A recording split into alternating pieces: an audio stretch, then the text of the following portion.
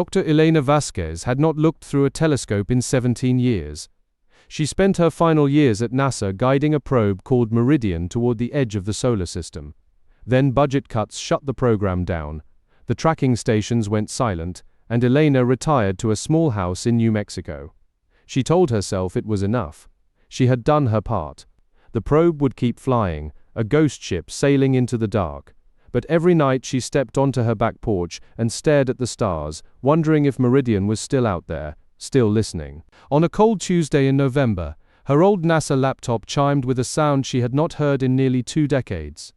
A new data packet arrived from Meridian, now 14 billion miles from Earth. Her hands trembled as she opened the file. It was not a status report. It was not a systems diagnostic. It was a single image, captured by the probe's ancient camera, pointed back toward the inner solar system. Elena zoomed in, and her breath caught in her throat.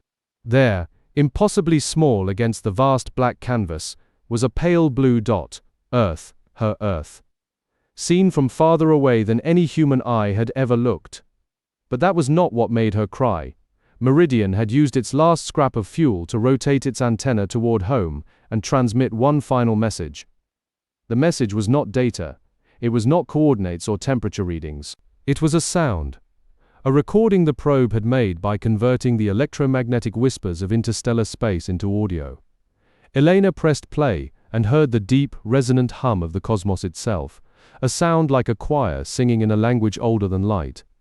She sat on her porch for 3 hours, listening to the voice of the universe, tears streaming down her weathered face. The next morning, she called her old team at NASA. Most had retired. Some had passed away. But 3 of them answered, and she played the recording over a crackling phone line. Nobody spoke for a long time.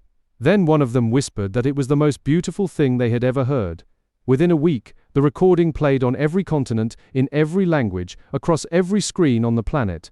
For a few quiet moments, 7 billion people stopped what they were doing and listened to the hum of the stars together.